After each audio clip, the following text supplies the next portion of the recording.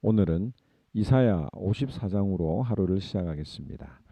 오늘 제목은 하나님은 나의 남편이시다라는 제목으로 말씀을 묵상해 보려고 합니다. 5절에 보면 너를 지으신 이, 즉 하나님이 나의 남편이시라고 말합니다. 또 이와 같은 표현이 예레미야 3장과 예레미야 31장에도 나와 있는데요. 역시 그곳에도 나는 너희 남편이라고 하셨습니다. 남편이라고 하는 단어를 들으면 여러분들은 어떤 느낌이 듭니까? 여러분에게 남편은 어떤 존재입니까? 이 남편은 내 편이어야 하는데 내 편이 아니라 남의 편 같다라는 그런 느낌을 받아서 남편이라고 생각을 하기도 합니다. 늘 남편은 아내를 보고 틀렸다고 하고 남들이 맞다고 하면서 나를 무시하는 경향이 있기도 합니다. 사실 이 남편이라고 하는 뜻은 아주 좋은 뜻입니다. 산의 남자에다가 편할 편자를 써서 아내를 편안하게 해주는 자가 바로 남편이라고 하는 뜻입니다. 또 아내라고 하는 이 단어는 원래 집 안자 그리고 해해자라고 하는 그 단어를 써서 집 안의 해라고 하는 뜻으로 아내라는 단어를 씁니다.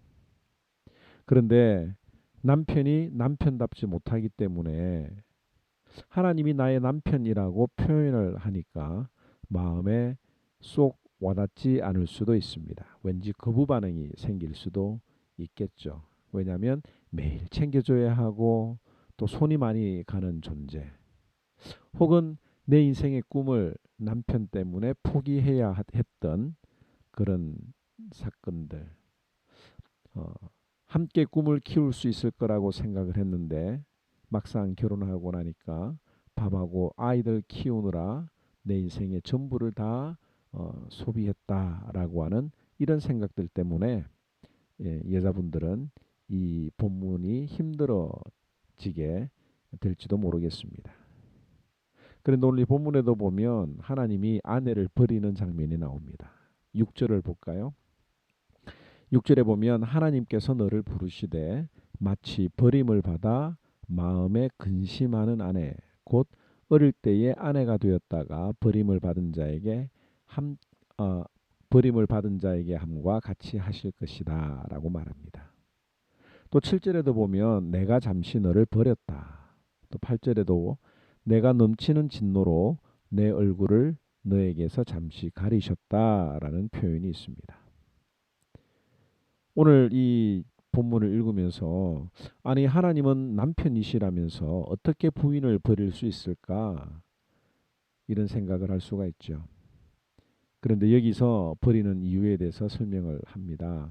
원래 부부는 모든 것을 다 함께 나누는 사이입니다. 입냄새가 나도 또 방구를 끼어도 옷을 다 벗어도 그 관계가 끊어질 수가 없습니다. 그런데 단 한 가지 간음을 하는 것만큼은 도저히 용납할 수가 없고 또 함께 할 수 없는 사이가 됩니다. 지금 하나님께서 이스라엘 백성들을 버렸다라고 표현하시는 이유는 이스라엘 백성들이 하나님을 떠나서 우상을 숭배하는 영적인 간음을 저질렀고 하나님을 떠났기 때문입니다. 그래서 하나님께서는 어, 이스라엘 백성들을 아내를 버렸다라고 표현을 한 것이죠. 그런데 중요한 것은 하나님은 간음을 하고 하나님을 떠나보냈던 이스라엘 백성들을 그럼에도 불구하고 다시 불러주신다라고 하는 것이 오늘 이사야 54장의 전체 내용입니다. 7절에 보면 내가 잠시 너를 버렸으나 큰 긍휼로 너를 모을 것이요. 또 8절에도 보면 영원한 자비로 너를 긍휼히 여기랴. 또 9절에도 내가 너에게 노하지 아니하며 너를 책망하지 아니하기로 맹세까지 하셨다라고 말합니다. 또 10절에도 보면 산들이 떠나며 언덕들은 옮겨질지라도 나의 자비는 너에게서 떠나지 아니하며 나의 화평의 언약은 흔들리지 아니하리라.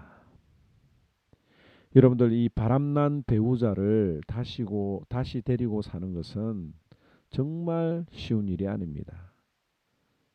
어지간한 사랑이 아니고서는 이루어질 수가 없는 것이죠. 그러나 하나님께서는 세상을 사랑하고 하나님을 떠난 이스라엘 백성들을 다시 불러주시겠다고 약속을 하셨습니다. 산들이 떠나가고 언덕들이 옮겨질 수가 있습니까? 그럴 수가 없잖아요.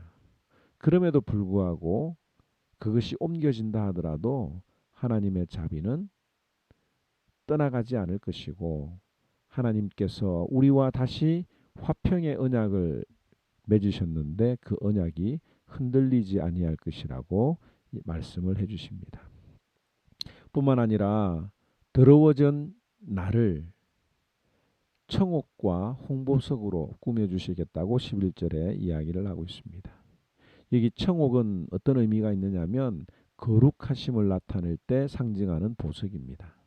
그리고 홍보석은 하나님의 뜨거운 사랑을 나타내는 거죠. 즉 하나님께서는 우리들을 거룩하고 또 하나님의 뜨거운 사랑으로 다시 꾸며주시겠다고 하시는 겁니다.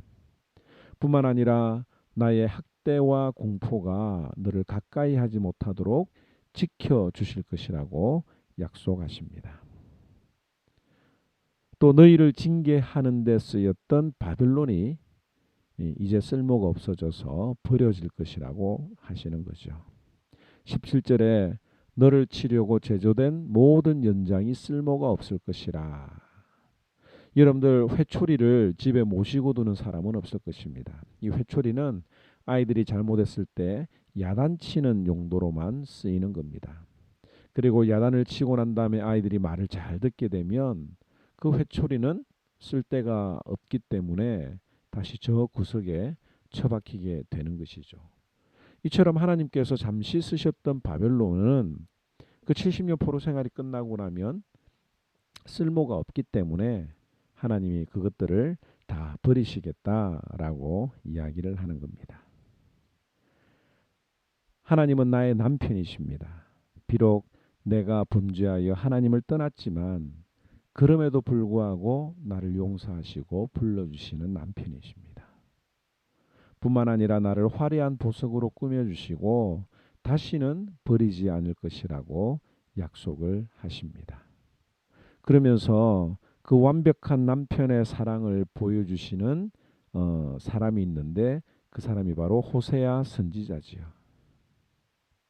오늘 이 말씀을 듣는 남자분들, 남편들이 있다고 하면 원래 하나님이 우리에게 남편의 역할을 주신 것이 이것이라고 하는 것을 기억하면서 남편의 완벽한 롤 모델이신 하나님을 닮아가도록 노력을 하면 참 좋겠습니다. 나의 범죄함에도 용서하시고 불러주시는 하나님이 나에게 요구하시는 것이 있습니다. 그것이 무엇입니까? 1절에 노래하라 이거예요. 하나님의 사랑을 노래하라. 또 2절에 보면 내 장막 털을 넓히며 내 처소에 휘장을 아끼지 말고 널리 펴되 너의 줄을 길게 하며 너의 말뚝을 견고히 할지어다. 여기 이 단어들을 성경책을 가지고 있다면 한번 밑줄을 그어 보시기 바랍니다. 어디에다 밑줄을 그어야 되느냐면 장막을 넓히며 이 넓히라고 하고 있죠. 그 다음에 처소의 휘장을 아끼지 말라고 하는데 밑줄을 그으시고요. 그 다음에 널리 펴고 그 다음에 길게 하며 견고히 하라고 하는 단어에 밑줄을 끊고 기억을 한번 해보시기 바랍니다. 하나님이 그 뜨거운 사랑을 우리들에게 주시려고 하는데 우리의 생각이 넓어져야 합니다. 우리의 사고방식이 길게 널리 펴지고 또 하나님 앞에서 견고해져야 합니다. 우리가 웨비나를 통해서 이 포스트 코로나를 맞이하는 삶의 자세가 무엇이라고 그랬습니까? 자기 생각의 세계에서 벗어나라고 하는 것을 그렇게 해야 새로운 세계를 받아들일 수 있다고 하는 것이 이 웨비나의 주제가 아닙니까? 바로 여기에 하나님의 말씀이 그렇게 우리에게 요구를 하고 있는 것입니다. 하나님이 그런 사랑을 쏟아부어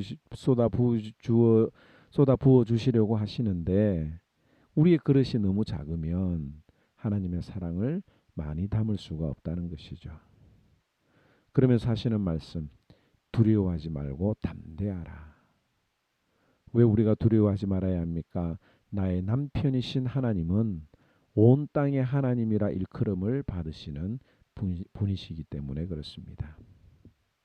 우리가 이 땅에 살아가면서 두려워하거나 또 힘들어할 이유가 없습니다. 우리가 이 땅에 살아가면서 어떤 잘못을 저지른다 하더라도 하나님은 우리를 다시 품어주시는 나의 위대한 사랑의 남편이라고 하는 사실을 오늘도 기억을 하면서 그 사랑 앞에 감사하며 살아가는 저와 여러분들이 되기를 주님의 이름으로 축원합니다.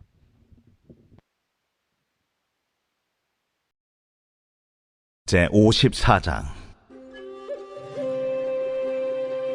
잉태하지 못하며 출산하지 못한 너는 노래할지어다.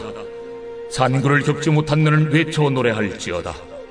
이는 홀로 된 여인의 자식이 남편 있는 자의 자식보다 많음이라 여호와께서 말씀하셨느니라.